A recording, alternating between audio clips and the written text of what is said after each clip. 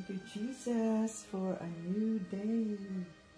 It's Wednesday morning here in Houston, Texas. Hallelujah. Glory and honor unto your name alone, Father God. In the name of Jesus. Thank you, Lord. Thank you, Holy Spirit, for waking us up again. Thank you. Thank you that you are in control of everything. Oh, hallelujah. Lord Jesus, we exalt your name. We praise your name. We glorify your name, for you are good at all times. Oh, hallelujah. Thank you, Jesus. Thank you, Jesus. Thank you, Jesus. Hallelujah. Wednesday morning. Ooh, thank you, Jesus. We love Jesus. Team Jesus. Yes, Lord. Thank you, Jesus. Hallelujah. Praise God. Praise God. King of Kings and Lord of Lords. Thank you, Jesus. Hallelujah. Ang batayan ng ating pananampalataya. John 3:16. For God so loved the world that He gave His only begotten Son, that whosoever believe in Him will not perish but have everlasting life. Oh, hallelujah.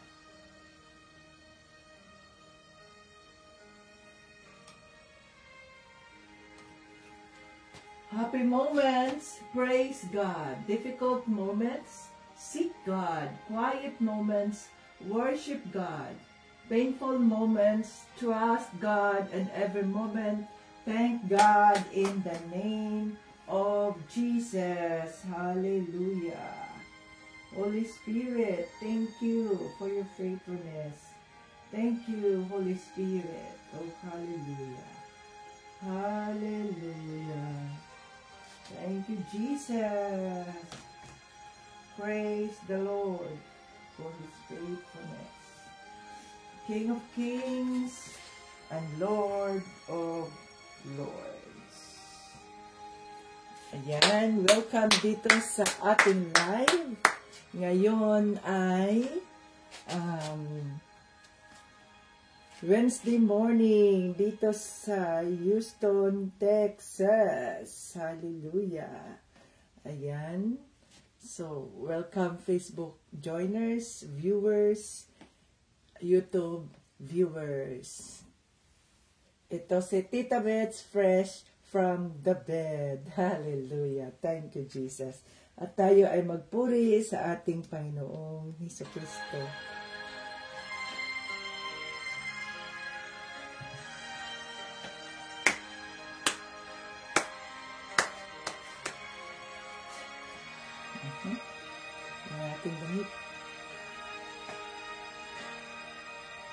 Pagising sa umaga, kay ganda, kay ganda, kay ganda ng mundong ginawa niya. Ngayon ko lang nakita ang ganda ng mundo. Salamat sa Diyos at ako'y binago. Yes, Lord. Thank you, Lord. Nang tanggapin ko si Jesus, aking Diyos, nabago ang lahat sa buhay ko. Bagong ligaya ang nadarama, bagong pag-asa ang nakikita.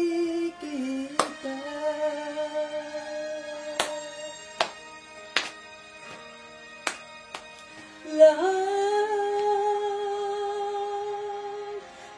ay aking ibibigay pati aking buhay upang purihin siya.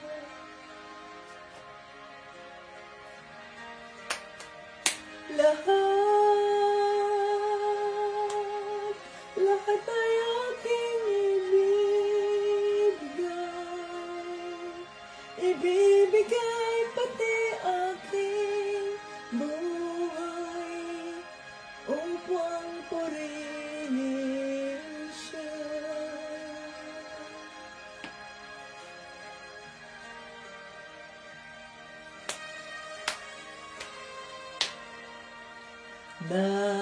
Nag-uumapaw ang aking saya, pagmamahal niya ang nadarama.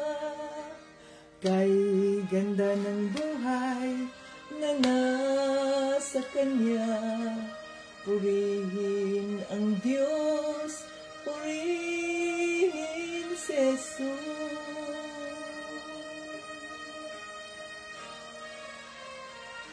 Lahat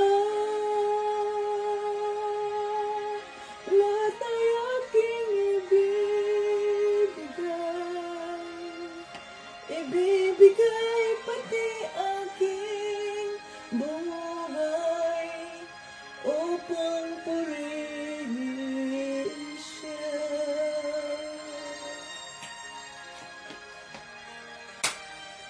Lahat ay aking ibibigay pati aking buhay upang purihin siya. Hallelujah, Father God, in the name of Jesus, we praise your name, we glorify your name, we exalt you. We exalt you, Lord Jesus Christ, dahil sabi mo po, kung iyong pangalan ay ang aming itinataas, ikaw po ang magdadala ng mga taong makikinig sa iyong salita. Oh, hallelujah. Nandito kami upang ikaw ay muling paglingkuran, Panginoong Kristo. Dinideklara namin na ikaw ang aming Diyos, ikaw ang buhay na Diyos, ang aming tagapagligtas, ang aming hari, ang aming Lord and Savior, Jesus Christ. Dinideklara namin na kami ay iyong mga alagad, kami ay iyong mga alipin, kami ay ang mga anak ng Diyos. We are the children of God, adopted children of God. Hallelujah. God Almighty, in the name of Jesus. Nagpapakumbaba kami sa trono ng iyong kaawaan, Panginoong Kristo, at hinihingi namin ang kapatawaran ng anumang aming mga nagawang kasalanan sa Espiritu, sa aming mga isipan, sa aming mga puso, sa aming mga bibig, mga salitang lumabas sa aming mga bibig, maging ang aming mga ikinikilos, maging ang aming mga iniisip na maaaring hindi naaayon sa iyong kalooban, Panginoong Kristo. Patawarin mo po kami. Gawin mo kaming karapat-dapat, gawin mo kaming karapat-dapat sa iyong presensya, sa presensya ng banal na Espiritu. Linisin mo ang aming mga puso at hayaan mo kami ay magkaroon ng kagalakan, excitement sa mga puso namin na sa araw-araw ay kami nakakakain ng iyong sariwang pagkain, ng fresh manna from heaven. Oh, hallelujah, Father, in the name of Jesus. Maraming salamat sa iyong kabutihan, Lord Jesus, King of Kings and Lord of Lords. Thank you that you are in control of everything. We welcome your Holy Spirit in our midst today. Let's welcome the Holy Spirit. Come, Holy Spirit, I need you now. I need your anointing, come in your power. I love you, Holy Spirit. You captivated my soul, and every day I learn to love you more. Come, Holy Spirit, I need you now. I need your anointing, come in your power. I love you, Holy Spirit.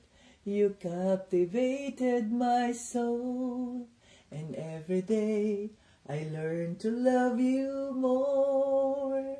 I'm reaching for your heart. You hold my life in your hand. drawing me closer to you. I feel your power renewed. Nothing compares to this place where I could see you face to face. I worship you in spirit and in truth. I'm reaching for your heart. You hold my life in your hands, drawing me closer to you. I feel your power renewed. Nothing compares to this place where I could see you face to face. I worship you in spirit and in truth.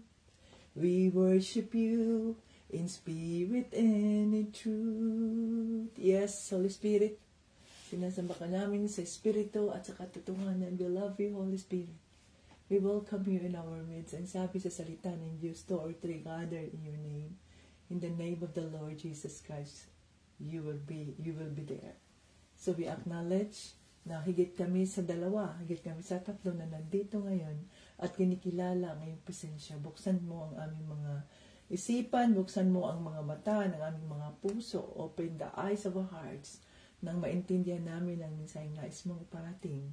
At itong mga mensaheng ito ay hindi mananakaw ng demonyo, kundi ito ay aming i-meditate sa aming mga isipan, sa aming mga puso mo umaga at gabi.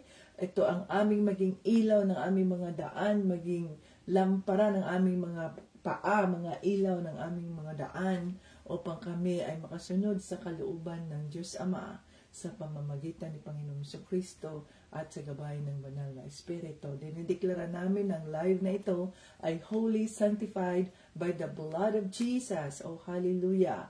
At tago mo po, Panginoong Kristo, ang iyong lingkod sa iyong krus na hindi po ako makikita, kundi ang makikita ang iyong kabutihan, ang iyong kagalingan, ang iyong pagmamahal na walang hanggan. Maraming salamat po.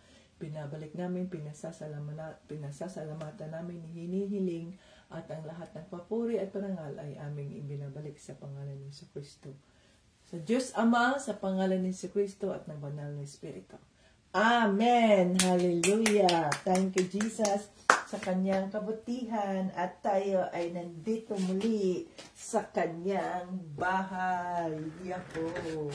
Gising, no? At ligtas sa anumang kapahamakan. So tayo ngayon, ang suot natin, maano kasi itong damit na to, sexy. Ang suot natin ay fuchsia. Hallelujah! Fuchsia. Thank you, Lord, sa iyong provision na fuchsia. Kaya maglagay tayo ng sa dibdib para hindi makita. Okay, so dito tayo sa ating pag-uusapan sa araw na ito. So tapos na tayo sa mga plano ni Pablo. This was 6. 3 pala. 3:18:25.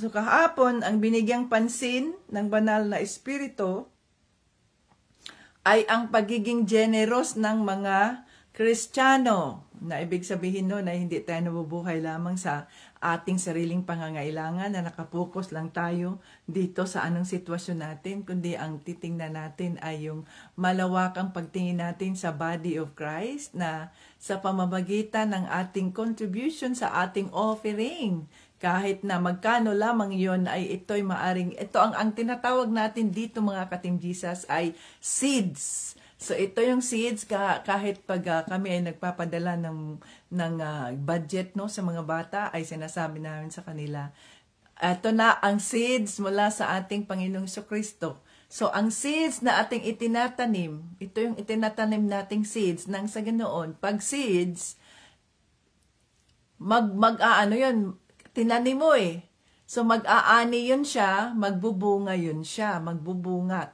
Lalaki ang seeds, tapos magbubunga siya kasi seeds. So yung mga ginagawa ninyo sa inyong mga anak, no, sa inyong pamilya, sa kapatid nyo, sa ganito, ganyan, kapatiran natin, yan ay mga seed. Okay? Mga buto yan, no? Mga sabihin nating itinatanim natin sa mga puso nila nang sa ganoon ay magagamit sila sa kaharian ng Diyos Ama. Magugulat ka na lang, napakabuti ng Diyos na tumutubo yung ating pamilya, tumutubo yung ating mga anak na nandoon ang fear of the Lord and admonition. So, ibig sabihin nun yung ang may takot sila na gawin yung mali sapagkat alam nilang nandoon ang Diyos. Bakit? Seed, dinideklara mo na ang ipinapadala mo sa kanila, ang ginagawa mo sa kanila, ang pagluto mo sa kanila, ang paglalaba mo para sa kanila, ang pag-aalaga mo para sa kanila, ay seed mo yan para sa kanilang kaligtasan, para sa ikapupuri ng Diyos sa mga buhay nila at hindi masasayang yung mga itinanim nating kabutihan sa ating pamilya, sa ating mahal sa buhay, sapagkat ito ang ating labor para sa ating Panginoong Hesukristo, no? Ito ang labor at ito ay mag-aani, magugulat ka kung ano ang balik ng Diyos sa iyo sa itinatanim mong kabutihan sa iyong kapwa, okay? So tayo ay matuto tayong magtanim, matuto tayong magbahagi ng mga pagpapala sa ating mga kapatiran at na hindi tayo nag-iisip, hindi tayo nag-e-expect o kayo umaasang balikan nila tayo ng mga pagpupuri, balikan nila tayo ng ganito, hindi. Kundi ang kanilang purihin at ang kanilang pasalamatan ay ang Diyos Ama sa pangalan ni Hesukristo na ginamit kanila o ginamit kanya o ginamit niya tayo para matugunan ang pangangailangan ng isang kapatid na ito. Kaya dapat kung tayo ay magbigay, ito'y naaayon sa kalooban ang banal na espiritu nang sa ganoon ay maluwag sa loob natin, hindi tayo magbibilang, hindi tayo magpapakonsensya sa kahit na sino, hindi tayo magbibilang na, si ganito, sayang yung mga binigay ko, sayang yung mga, hindi mo yun binigay kasi instrumento ka nga lang, hindi natin yun binigay, instrumento lang tayo Sa makatuwid, dahil tayo instrumento, the glory must belong to God. So, ang mga ibinahagi ng Diyos sa buhay mo, sa mga kapatid na ito, no? Nagbigay ka nga, you are just a vessel. Tandaan natin yon. Tayo ay mga vessel, tayo ay mga sisidlan lamang na nagpagamit para sa kapurihan ng Diyos. Ang ating reward ay wala dito sa lupa. Sa makatuwid, huwag tayong umasa, huwag tayong mag-expect ng kapalit nito na pagpupuri sa tao dahil pag ginawa natin yan, wala nang saysay ang ating pagbibigay dahil nga pinuri ka na ng tao. Naintindihan natin yun. Kaya mas mabuti na kung magbahagi tayo ng mga pagpapala na yun bang conviction by the Holy Spirit ba na ibahagi mo ito, gawin natin yon ng tahimik. I-personalize natin yung taong ito na ibigyan siya. Ang sabi ng Holy Spirit, okay, I was convicted na ibigyan ka ng ganito, bigyan ka ng ganyan. Asa na Gcash mo, ibigay mo. Yan ay dahil walang kapalit yun. Yan ang sinasabing offering. Walang kapalit yun, mga ka-Team Jesus. Wala kang labor na ginawa, wala kang trabahong ginawa. No? Dito, ang inyong pagpunta rito, araw-araw, pag-spend nyo ng oras, pag-spend nyo ng load, no, ganyan, kuryente at iba pa, may compensation yan. Kaya nga, you labor. Na ibig sabihin, dahil ginawa mo yun, so, binigyan ka ng reward ng Diyos, kaya nga may mga love gifts kayo. Pero pag sinasabi nating offering, pag sinasabi nating pagbibigay ayon sa conviction ng Holy Spirit, yun ay ginagawa natin ng tahimik. Na kahit yung ating kaliwang bahagi, kaliwang kamay o kanang kamay ay hindi nakakaalam sa ibinigay ng kaliwa. Ang kaliwang kamay ay hindi nakakaalam sa ibinigay ng kanan. Ganun lang yun. Kung mayroon mang nakaalam, kaunti lang, pamilya lang niya or what, pero hindi siya na-publicize. Naintindihan natin yon. Yan ang totoong pagbibigay na ayon sa conviction ng Holy Spirit.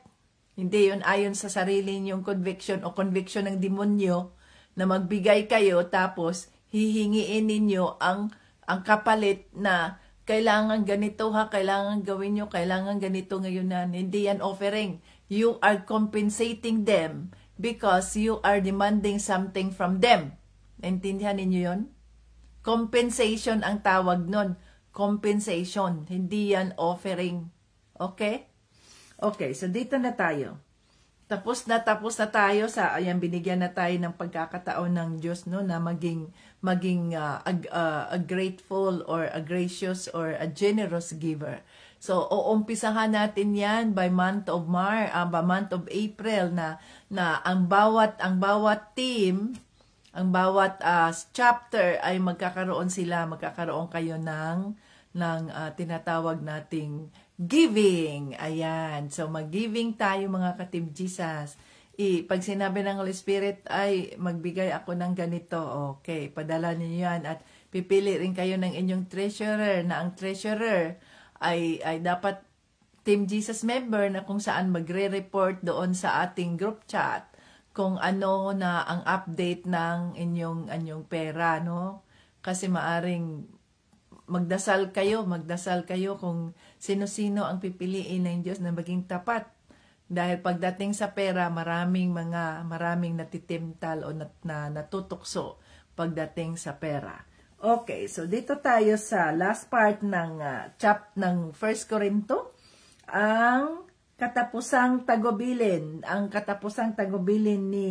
ni final greetings, no, ni Pablo. So, ito ay 3:19-25. Okay, so tingnan na natin ang inyong mga Biblia. Basahin na natin ang 3:19.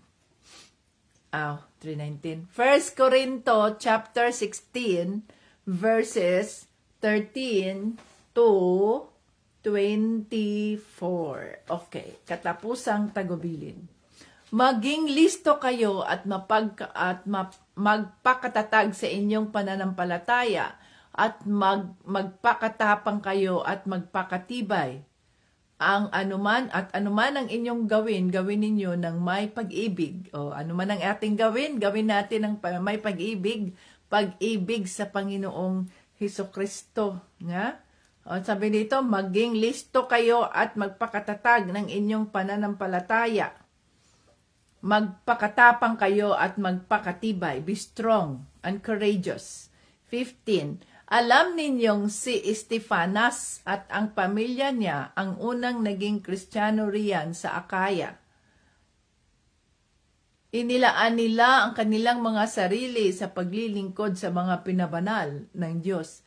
Kaya nakikiusap ako sa inyo, mga kapatid, na magpasakop kayo sa kanila at sa lahat ng katulad nila na naglilingkod sa Panginoon. Natutuwa ako sa pagdating ni na Estefanas, Fortunatus at Achaicos dahil kahit wala kayo rito, nandito naman sila at ginagawa nila sa akin ang hindi ninyo magawa. Ako'y pinasigla nila at ganoon din kayo. Pahalagahan ninyo ang mga katulad nila. Kinukumusta kayo ng mga mananampalataya sa lalawigan ng Asya. Kinukumusta rin kayo nina Aquila at Priscilla at ng mga mananampalatayang nagtitipon sa kanilang tahanan dahil pareho kayong nasa Panginoon at kinukumusta rin kayong lahat ng mga mananampalataya rito. Magbatian kayo bilang magkakapatid kay Kristo. Akong si Pablo ay nangungumusta rin sa inyo at ako mismo ang sumusulat ng pagbating ito. Parusahan nawa ng Diyos ang sinumang hindi nagmamahal sa Kanya. Panginoon, bumalik na po kayo. Pagpalain nawa kayo ng Panginoong Hesus. Minahal ko kayong lahat bilang mga kapatid kay Kristo. Ayan. So, ayun ang sinasabi dito. Salamat, Lord Jesus, sa iyong mga salita. Holy Spirit, buksan mo ang aming mga mata, puso. Ang mata ng aming mga puso upang maintindihan namin ang mensahe na nais mong iparating. In Jesus' name, Amen. Okay. So, dito mga ka-Team Jesus, anong sabi dito sa English? Nandito yan sa 11, no? 1 Corinto chapter 16 verse 11 in English. Be on your guard. Stand firm in the faith. Be courageous. Be strong. Do everything in love. Oh. Nandiyan yan, 1 Corinto chapter 16 verses 11 verses, asa na yun? 13 to 14. So, naalala natin na kahapon ay tinuruan tayo ng banal na espiritu na itong mga alagad ng Diyos, they are the servant leaders, lalo na yung mga full-time, no? Isang malaking pagpapala yon sa ministry na Panginoong Jesucristo, sa body of Christ, kung itong mga ito na tinawag, yun ang kanilang katawagan na maging full-time ministers, preachers, teachers sa body of Christ, sa salita ng Diyos, na tinalikuran nila ang mundo, na tinalikuran nila ang anumang meron sila upang sundin ang kanilang pagmamahal kay Panginoong Jesucristo at sundin ang kalooban ng banal na espiritu na sila ay mangalagad. Nung pag-ibig sila ay maging servant, sila ay magsilbi sa body of Christ. So isang pagpapala yan kung mayroon dyan sa mga, dito sa ating mga, isa sa mga kasama natin o ilan ay tatayo na maging full-time o i-devote niya o kaya sabi niya sa sarili niya, ako ay handa na upang maging servant leader. So siya ang tatayo sa area na yon at kung sa ano man ang mga pagsubok, kaya sabi ni Pablo dito, be on your guard. Ha? So maging listo. Maging listo tayo, wag tayong magpa ano ba yung opposite ng listo? Yun bang very weak, ang hina, parang mga bubo, parang walang alam, parang, di ko alam yan Hindi pwedeng tayo ay mahuli sa balita. Tayo dapat na mga tagasunod ni Kristo, no? Dapat tayo ay alerto, dapat alam natin ang mga nangyayari, dapat alam natin kung ano ang update, hindi update tungkol sa chismis, no?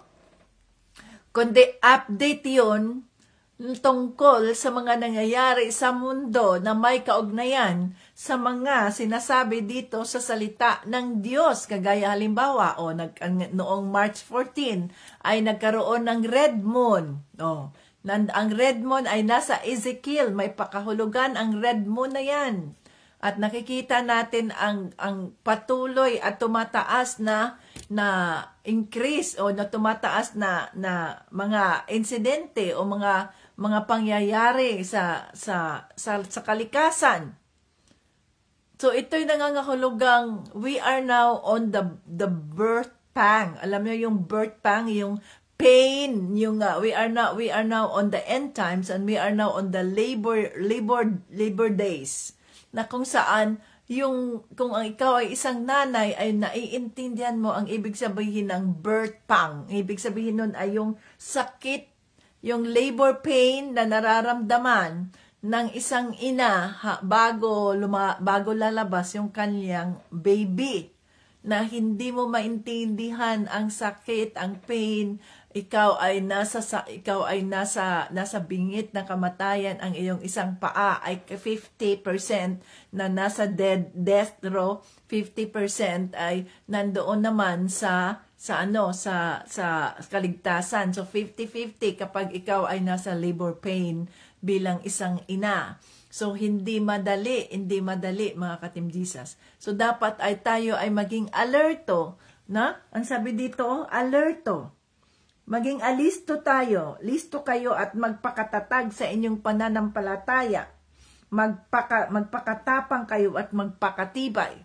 So, nakikita ko dyan sa Facebook na ang sinasabi dyan na kahit daw sarado ang kanilang mga bahay, kahit ganyan ay mag-iingat pa rin sapagkat kahit umaga or hapon, no, after lunch, mga 2 to 3 ganyan ay may pumasok na masamang espiritu, masamang tao sa kanilang bahay, sinira ang kanilang koral, no?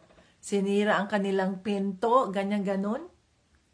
So napakabuti ng Diyos dahil they were protected by the billions of angels. May pinadala ang Panginoong Hesus sa kanila para mailigtas sila.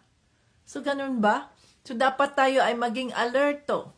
Dapat alam natin ang anumang mga nangyayari sa mundo, nagiging mas wicked ang mundo.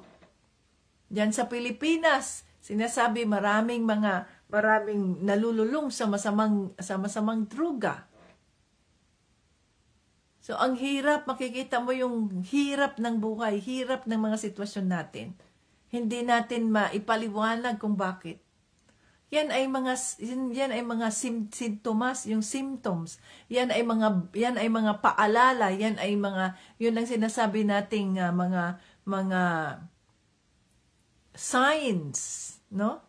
Mga signs that the Lord is coming back. Therefore, bilang tayong mga Kristiyano, i-set aside na natin ang ating mga personal emotions, i-set aside na natin ang ating mga pride at iba pang mga hindi naaayon sa kalooban ng Diyos sapagkat alam na natin na malapit na siyang bumalik sa makatuwid yung ating mga puso, yung ating mga dapat gawin ay gagawin natin ng may pag-ibig sa Diyos, gagawin natin ang ating pagbabahagi sa salita ng Diyos, ang ating pagdarasal para sa mga taong ito, gagawin natin for the glory of God dahil mahal natin ang Diyos at hindi dahil mahal natin ang sarili natin at gusto lang nating makilala sa sanlibutan. Pag ang totoong Kristiyano, no? Pag ang iyong espiritu ay naka-inline sa espiritu ng banal na espiritu, wala nasa isipan natin yan na para sa sarili natin,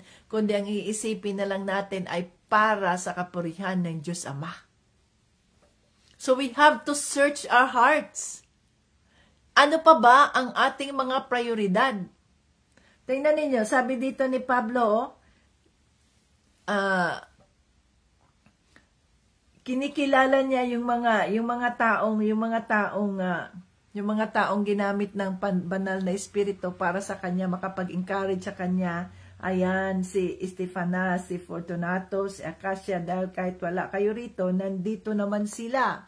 So sila yung pinadala ng congregation upang ma-encourage si Pablo sa kanyang sitwasyon, sapagkat nung mga time na yon si Pablo ay malapit na yung time niya na siya ay husgahan ng tao tungkol sa kanyang pagsisilbi kay Panginoong Jesucristo.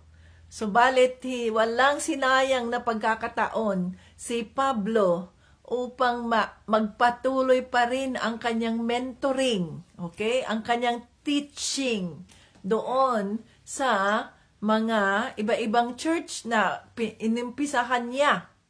Kaya nga, lumilipat siya from one church to another, from one country to another, from one place to another. Kasi yun nga ang kanyang katawagan. Okay? So, kung titingnan natin dito, may mga taong itong mga servant leaders na nag-full time sa ministry ng Panginoong Jesucristo upang pagsilbihan, no, si Panginoong Jesucristo sa pamamagitan ng katawan ni Kristo or body of Christ. May mga pagkakataon na maaring sila rin ay nawawala ng gana, nawawalan sila ng lakas, nawawalan sila dahil normal yan sa tao.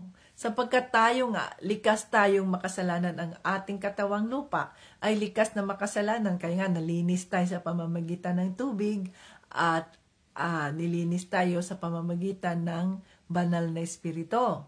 Pero kahit na, yun na nga, May mga pagkakataon, kahit gano'n na, kompleto na tayo, ganito na ang ating pakikipag-ugnayan kay Panginoong Jesucristo, yung ating personal na relasyon kay Panginoong Jesucristo.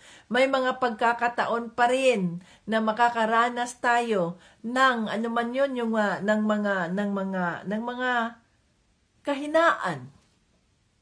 Natural yun dahil tayo ay tao. But ang maganda diyan, kung nakakaranas tayo ng kahinaan, kung nagkakaranas tayo ng kawalan ng gana, kung nakakaranas tayo ng kawalan ng pag-asa, maganda diyan kung kinikilala natin, we acknowledge it at we do not deny it. Kasi kung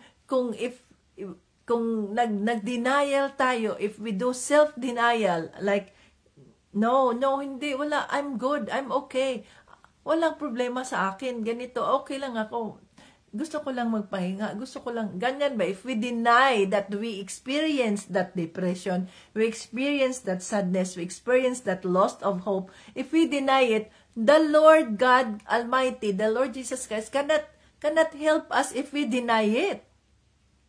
But if we accept and we lie down, we bow down, we kneel down at the throne of grace, at sinasabi natin yan sa banal na Espiritu, I feel so weak. Banal na Espiritu, nawawalan ako ng gana, nawawalan ako ng galak, I don't feel the fruit of the Spirit, nawawalan ako ng pag-asa, nangihina ako, tulungan mo ako. If that is the case, then it is the Holy Spirit who will going to take over. Pero pag ang tao, dahil sa kanyang pride, ay nag-deny siya sa kanyang nararanasan, nararamdaman, hindi tayo matulungan ng Diyos, hindi tayo matulungan ng banal na Espiritu, sapagkat it is your choice. Not it is the choice of God, it is your choice. You are given the freedom, you are given the intellect to decide. Saan ka?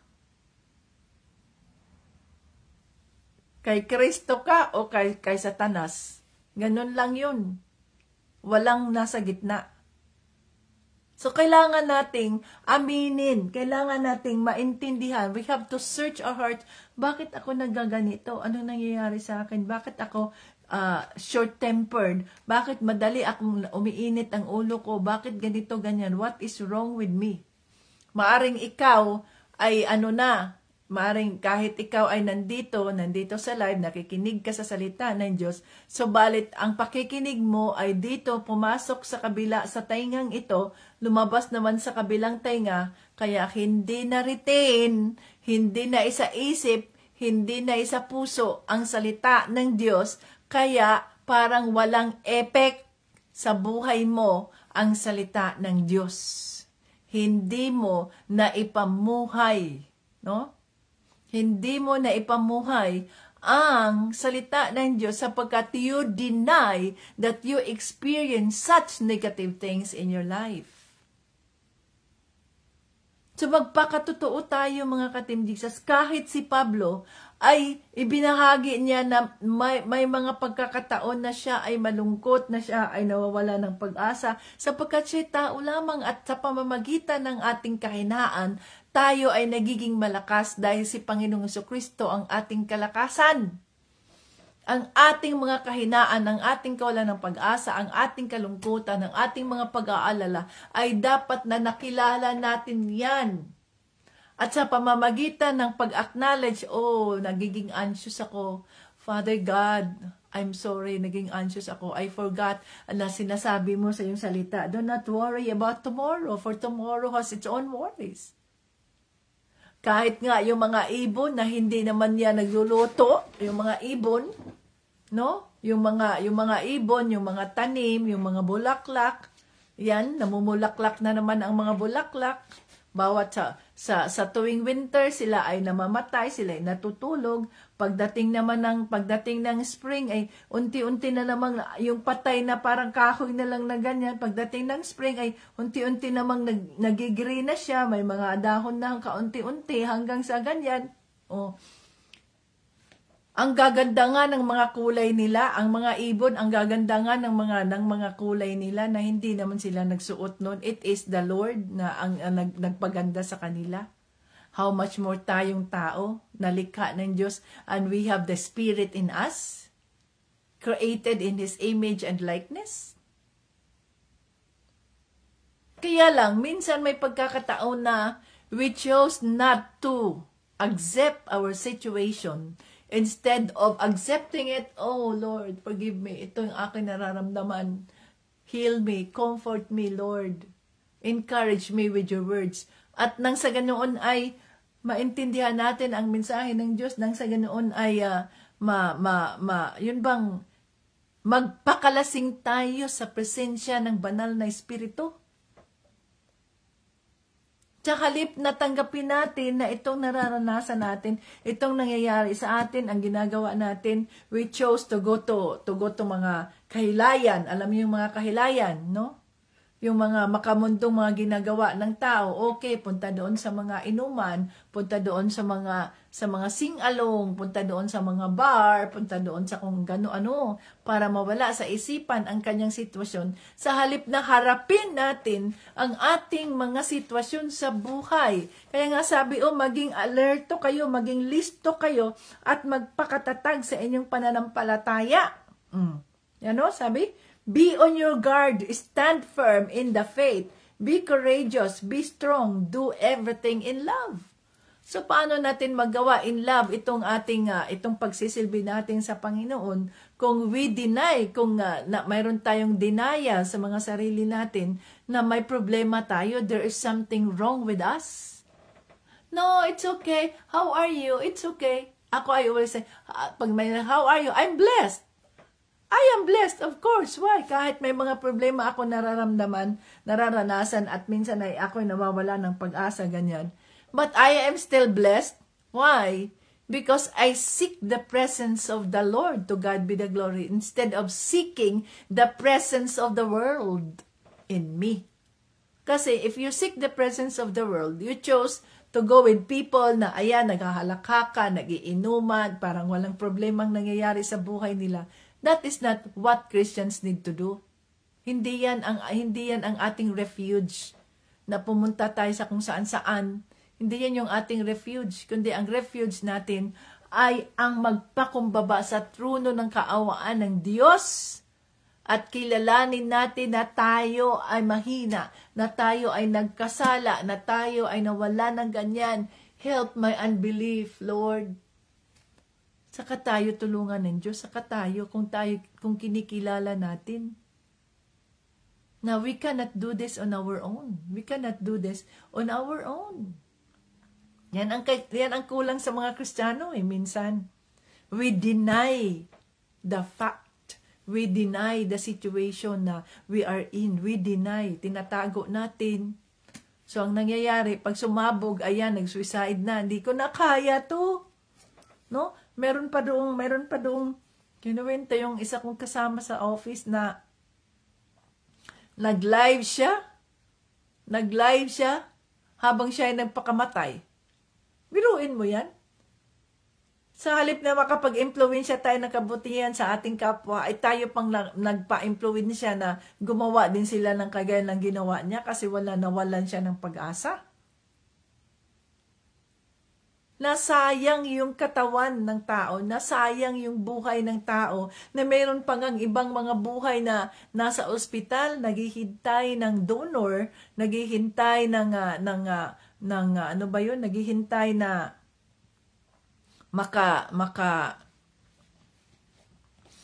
may magbibigay sa kanila ng puso, ng lungs, ng kidneys, at iba pa, dahil gusto pa nilang mabuhay. Samantalang itong mga tao na walang sakit, itong mga taong ito na hindi nakakaranas ng anumang mga sakit, cancer at iba pa, sila pang nagpapakamatay. Sino ngayon ang natutuwa? Ang demonyo ang natutuwa. Sapagkat dahil sa ating pride, no? Ay hindi natin matanggap na hindi natin kayang gawin ang mga bagay na ito. Instead na tanggapin natin, I cannot do this on my own. I need you, Lord. Bless me, help me. Nagkaroon tayo ng self-denial na negative Sa Kristiyano, ang self-denial, gawin natin itong positive. Pag sinabing self-denial sa Kristiyano, ito yung you deny yourself for the sake of others. Yan ang self-denial sa Kristiyano. Pero sa mundo, ang self-denial ay negative yun, na ibig sabihin nun, you deny what is your condition. I'm okay. No, walang problema yun. Okay lang ako. Okay lang ako. Hindi ka okay. It's okay not to be okay. Ganon dapat tayo. It's okay not to be okay. I'm fine. I'm fine. What is I'm fine? That is pride of the world. I need help. Kaya nga yung iba, sa halip na matulungan sila, hindi sila natulungan sapagkat in denial sila sa kanilang mga sitwasyon, sa halip na, sa halip na kilalanin nila na kailangan nila ng tulong. Kilalanin na sana natin na I need help. I need help. At una, huwag tayong humingi ng tulong sa kahit na sino. Kung tayo yung mga Kristiyano, at alam natin,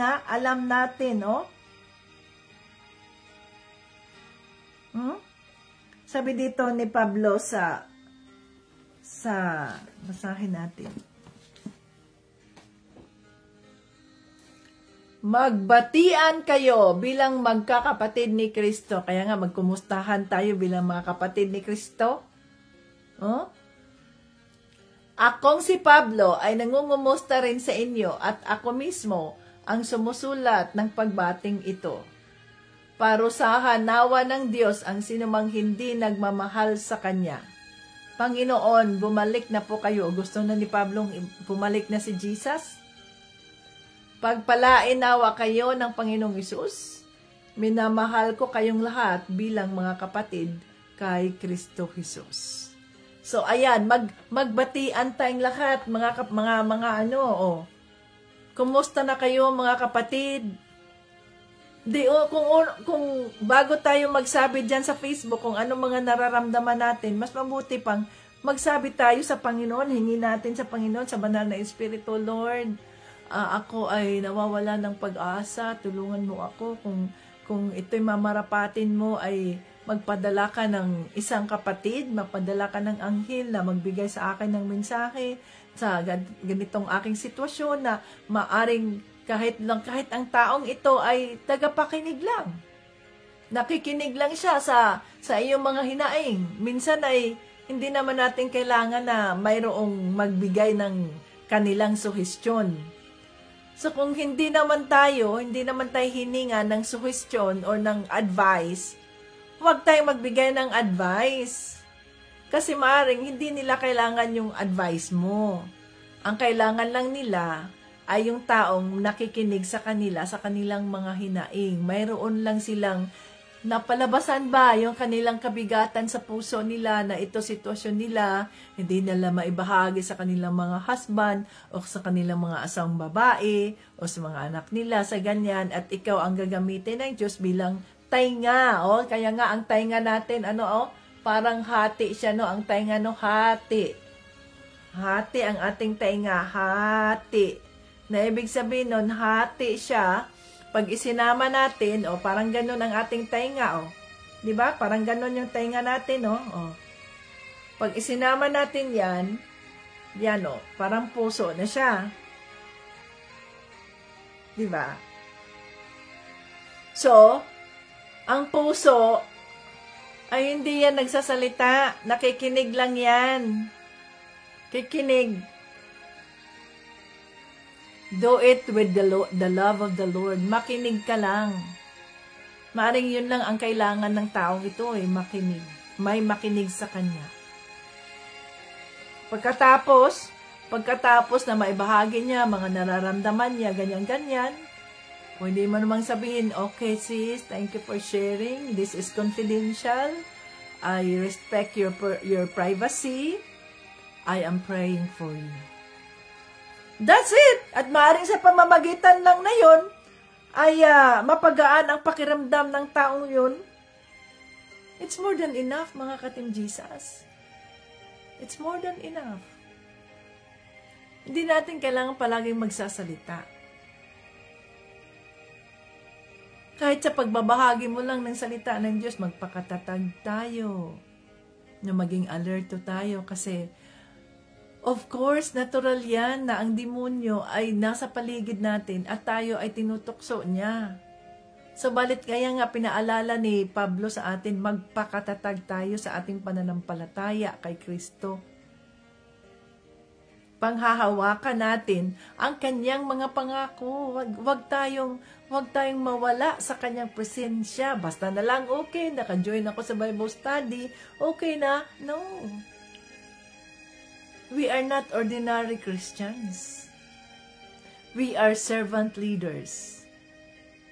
Hinuhubog tayo ng banal na espiritu.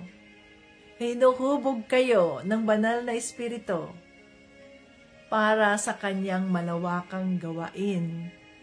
Na kung kailan man yan, tanging ang Diyos Ama lamang ang nakakaalam. Ang atin ay sumusunod lang tayo sa dikta, sa conviction ng Holy Spirit. You go on, yes, Holy Spirit. Gising ka na, gawin mo ito. Opo, Holy Spirit. No, ano ba? Walang mga reklamo, grumbling, walang mga complaints at iba pa. Yes, Holy Spirit.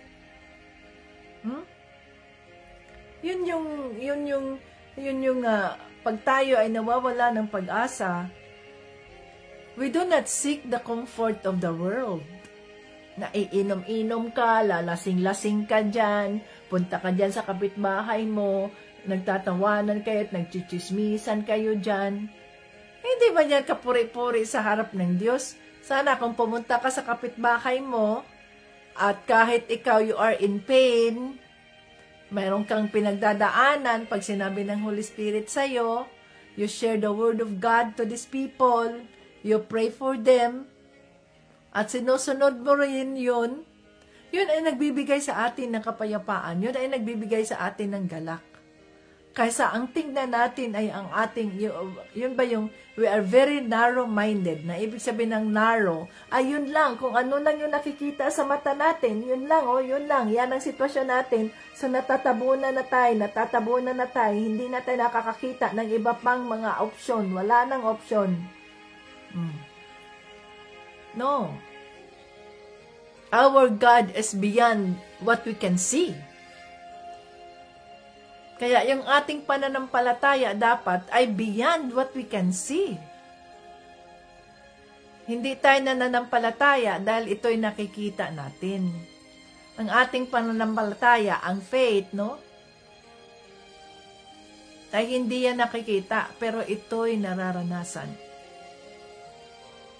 Sa araw-araw na tayo ay humaharap sa hamon ng buhay. Sa araw-araw na tayo ay humaharap sa mga pagsubok ng buhay. Andiyan ang pagsubok na yan. Anong gagawin natin? Tatakbo ba tayo? Anong gagawin natin? Ha? Liliko ba tayo? Magdi-detour tayo? Detour? Hindi pwedeng harapin ko yan. No, hindi ko kayang harapin yan. Mag-detour muna ako. Detour. To the left, punta na sa to the right. Mag-detour. Nang ikaw ay lumiko, nawala ba yung problema mo? Nawala, nalutas ba yung sitwasyon na yan? Hindi. Ang gagawin natin, harapin natin ang sitwasyon na yan na may katapangan courageous at mananampalataya kay Panginoong Hesukristo. Tandaan natin ang ating sword. Tandaan natin yung armor of God. Alam na natin yun, ang sword. No, ang breastplate of righteousness. Ang breastplate of righteousness, yung dito, yung pananggalang, mayroon tayong sword, mayroon tayong helmet of our salvation, mayroon tayong shoe of peace. No, meron tayong sword. Ang sword, yan ang salita ng Diyos. Kaya nga kailangan nating i-meditate ang salita ng Diyos umaga at gabi kaysa sa magkaroon tayo ng maraming oras manood sa telebisyon na nakatunganga tayo. Ayan, the showtime, ayan mga bastos na nandiyan, sige pa rin, ngiti ka rin, ha ha ha ha. Yan din ang nakikita ng iyong ng iyong mga anak. So yon ang nagiging impluwensya nila. Ang anumang masamang, be careful kung anong pinapanood natin, mga ka-Team Jesus. Maging ang lumalabas na mga salita doon sa ating pinapanood, sapagkat kung hindi yan aayon sa espiritu ng Diyos, yang mga espiritu na yan ay lilipat yan sa mga anak natin, lilipat yan sa atin. Yung mga espiritu na yan, ang mga samang mga salita na yan, no? Yung mga vulgar na mga salita na yan, yung mga bastos na salita na yan, mga masasamang espiritu yan, lilipat yan sa pamamahay mo. Kaya be careful kung anong inyong mga pinapanood. Be careful kung anong mga pinakikinggan ninyo, pinakikinggan natin. Sa halip na yun ang ating panonoorin, nauubos yung mga oras natin doon sa mga pinapanood natin na malang kwenta. Mag-meditate tayo sa Word of God. Makinig tayo sa mga sermon. Kumanta tayo ng mga awiting makalangit. Let us praise the Lord. Worship the Lord in spirit and in truth. Nang sa ganoon ay mapuno tayo sa presensya ng banal na Espiritu. Nang sa ganoon ang ating pamamahay ay mapuno sa presensya ng banal na Espiritu. Oh, hallelujah, Lord Jesus. Kasi mag-spend kayo ng maraming oras dyan sa inyong mga teleserye, sa inyong mga ganyan. Nakatuto kayo palagi dyan sa TV. Wala kayong ibang nakikita, kundi ang TV ninyo. Kas kayo ng kuryente, dagdag kuryente kayo. Ano ngayon ang inyong napapala? Pagkatapos niyong napanood yung yung telenovela na yan, nagbago ba ang buhay nyo? O kaya maaari nakadagdag pa yan sa inyong mga kalungkutan, no? Sinasayang ninyo ang pagkakataon na sana ang mga oras na yan ay magamit ninyo para kayo makinig. Kaya ako pag nagtatrabaho ako, pag ako na lang mag-isa sa opisina, umuwi na sila, nasa opisina pa ako, naghintay kay Tito Brian, ay nire-replay ko yung ating Bible study. Kumakanta rin ako, yes Lord, oh Lord, yes Lord, salamat po sa mga paalala, yes Jesus. Ganyan, bakit? As much as possible. Gusto kong kailangan, di ba? Faith comes by hearing and hearing and hearing and hearing and hearing and hearing and hearing and hearing and hearing and hearing and hearing and hearing. Walang katapusang pakikinig, walang katapusang pakikinig sa salita ng Diyos. Kahit na ginagawa, kahit na paulit-ulit na yan, ang sarap pa rin pakinggan sa salita ng Diyos sapagkat ang presensya ng banal na Espiritu ay nandiyan. Ang sarap ulit-ulitin pakinggan ng salita ng Diyos. Father God, napakabuti mo po. Maraming salamat na ako'y napapalakas ng iyong mga salita. Oh, hallelujah. Kaysa makinig tayo sa mga peking mga balita na nagbibigay sa atin ng takot, nagiging anxious tayo kung bakit ganito tayo, bakit ganyan tayo. No?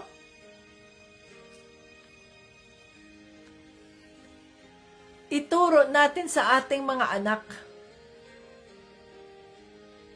ang mga gawaing makalangit, ang mga pagpupuri. Ituro natin sa ating mga anak, no? Paano mo i-apply? Bawa, yung mga bata, nagsisimba bawat linggo. So, kaya nga, hindi ako pwede ng linggo ng gabi dahil pag linggo ng gabi dyan sa Pilipinas, tapos na nagsimba yung mga bata. Tapos mag-video call na kami niyan. At yun, sinasabi ko sa kanila, nagsimba kayo? Opo, ma. O, ano ngayon? Let us share the Word of God na. So sila, isa-isa sila. Mag-share sila sa Word of God. Itong narinig ko kay Pastor, ang aking pinili dyan, yung talagang nakuha ko yung aral diyan ay sa part na ito. Oh. Bakit? Anong pakahulugan yan? Ganito. Kasi sabi ni Pastor, ganito, ganyan. So So, how will you going to apply it to your life as a Christian? So, nagbabahagi sila ng kanilang mga natutunan. Nagbabahagi sila ng, yes, nagawa ko na yan, ma, kasi halimbawa, yung ganito, ganyan, no? So, kailangan maturuan natin ng ating mga anak.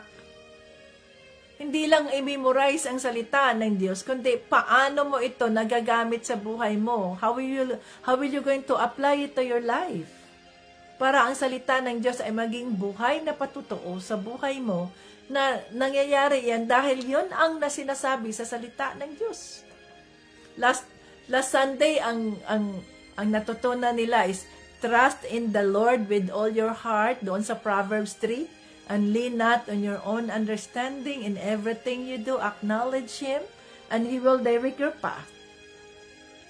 So, paano ngayon yan? Anong ginagawa? Paano ninyo mai-apply yung salita ng Diyos? O totoo talaga yun, ma. Halimbawa, yung bago ako kukuha ng exam, o nagpipray ako, Lord Jesus, tulungan mo po ako sa aking pagsasagot, na maintindihan ko yung mga sinasagot ko, yan, makapasa ako.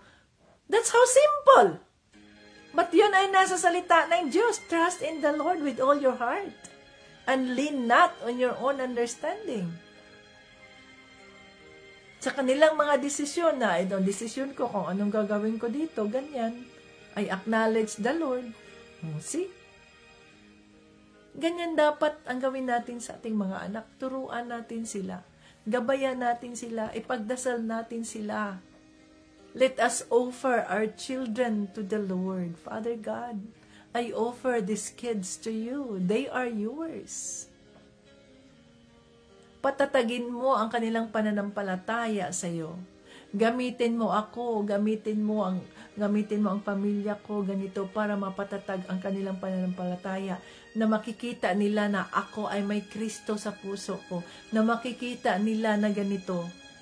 Turuan mo ako kung paano sila disiplinahin nang sa ganoon ay maituwid ang kanilang mga landas at maintindihan nila ang plano mo sa kanilang mga buhay. Ganon yun, mga ka-Team Jesus, no? Hindi lang yung basta Kristiyano tayo, basta we are Christians, pero ganyan, but hindi natin na ipamumuhay ang pagiging Kristiyano. Tandaan natin ang ating unang ministry bago tayo makalabas, bago tayo humarap sa publiko. Ang una nating ministry ay ang ating pamilya. Ang mismong asawa natin ba, na ang sumanting mga anak, silang una nating ministry. At kung tayo ay naging matagumpay sa unang ministry natin, yung ating Israel, kaya pwede na tayong lumabas sa Samaria, pwede na tayong lumabas sa ibang mga lugar, pwede na tayong makapagbahagi. Bakit? Naging matagumpay tayo eh. So, tayo ang naging patutuo doon sa ating pamilya. So, sila ang susuporta sa atin. Bakit? Naging patutuo ka eh. Hindi nila sasabihin, ay, si mama, mabuti man lang yan sa iba, mabuti yan sa magbibigay ng ganyan, ganito, ganon. Pero sa amin, nako, wala, negative ka, hindi mo sila ma-impluwensya. Kasi iba ang ikinikilos mo sa pamilya mo, iba naman ang ugali mo, iba ugali mo sa loob ng bahay ninyo, tahanan ninyo, iba naman ang ugali nyo doon sa labas. So, hindi tayo consistent. Huh? Dapat consistent tayo.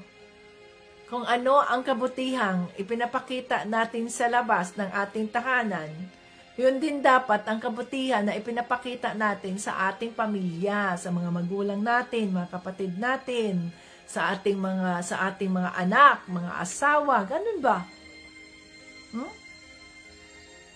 Para sa ganoon, makikita nila na may Kristo tayo. Makumbinsi natin sila na totoo nga buhay ang ating Diyos na pinaglilingkuran.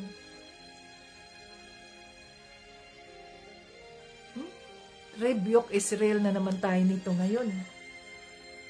Magpakatatag tayo, ang sabi ng banal na Espiritu. Ulitin natin ang sabi ng banal na Espiritu. Ang sabi dyan, maging listo kayo at magpakatatag sa inyong pananampalataya. Magpakatapang kayo at magpakatibay, at anuman ang inyong gawin, gawin ninyo ng may pag-ibig. Yan ang mensahe ng banal na Espiritu sa atin. Be alert sa mga tukso na nasa paligid natin. Magpakatatag tayo sa anumang ating mga kahinaan. Magpakatotoo tayo sa ating mga nararamdaman. At ibigay natin sa ating Panginoong Jesucristo ang lahat ng ito. At hingin natin ang kanyang tulong. We cannot do it on our own. We need the Lord to help us. We need the Holy Spirit. Kaya nga kailangan natin ang touch of the Holy Spirit. Sapagkat ang Holy Spirit ang nandito ngayon sa ating kalagitnaan. Diba? Pinapaalala sa atin ng banal na Espiritu, kung tayo man ay magdasal, huwag natin kalimutan ang Holy Spirit. Kasi ang Holy Spirit ang nandito ngayon sa ating kalagitnaan, nandito ngayon sa ating panahon.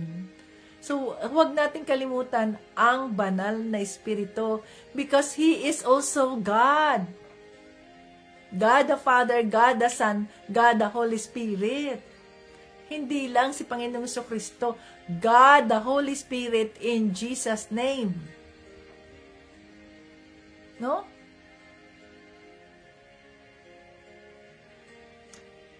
Oh, hallelujah, Father God, in the name of Jesus. Salamat sa iyong kabutihan. Salamat sa iyong mga paalala sa oras na ito. Salamat. Salamat sa iyong mga salita, banal na Espiritu. Nagpapaalala sa amin, Lord Jesus, na magpakatotoo kami sa anumang aming mga nararamdaman. Na ideklara namin ano man ang aming mga kawalan ng pag-asa, anumang takot, anumang hirap, anumang nararamdaman naming kalungkutan, Father, Ikaw ang nakakaalam ng lahat. Walang nakatago sa iyo, Panginoong Jesucristo. Sinusuko namin sa inyo ang lahat ng aming mga pag-aalala. Ang lahat ng aming worries, takot, lungkot, anumang mga nararamdaman namin, Lord, we are an open book to you. Wala kami itinatago sa inyo kung anuman po. Panginoon, heal us. Heal us. Lord Jesus, Holy Spirit, let your healing touch be upon us all. Sa bawat isang anuman ang aming nararamdaman ngayon, Panginoong Jesucristo, you are our great healer. Holy Spirit, let your healing touch be upon us. Sinusoko namin ang lahat ng aming mga nararamdaman. Tulungan mo kaming hindi namin makalimutan ang mga salita mo, ang mga pangako ni Panginoong Jesucristo sa mga buhay namin, na ito'y aming i-meditate umaga at gabi, at aming lalakaran ang aming pananampalataya kay Panginoong Jesucristo sa bawat araw na kami ay buhay, nang sa ganun po ay masunod namin ang kalooban ng Diyos Ama. Gabayan mo kami, banal na Espiritu. Tulungan mo kami. Oh, hallelujah. Ano man ang mga kahilingan ng iyong mga kaanakan ngayon, Panginoong Jesucristo, let it come to pass for your purpose and your glory. Thank you so much for your goodness. Thank you so much for your faithfulness. Thank you. Thank you, Father God. Thank you, Jesus. Thank you, Holy Spirit, for your presence. Thank you that you are in control of everything. Oh, hallelujah. Lahat ng papuri at parangal at pasasalamat ay muli naming ibinabalik sa Diyos Ama, sa pangalan ni Jesucristo at ng banal na Espiritu. Amen! Hallelujah! Praise the Lord Jesus Christ. Ayan, mga kating Jesus. Kaya, anuman ang mensaheng inihatid ng banal na Espiritu sa atin ngayon, panghahawakan natin yon, itatak natin sa ating mga isipan, dito sa mga puso natin, at atin itong tayuan nang sa ganoon ay mas lalo pang mapatatag ang ating pananampalataya kay Panginoong Jesucristo. Maraming salamat sa inyong pagdalo. Hanggang sa muli, Jesus loves us. Bye-bye.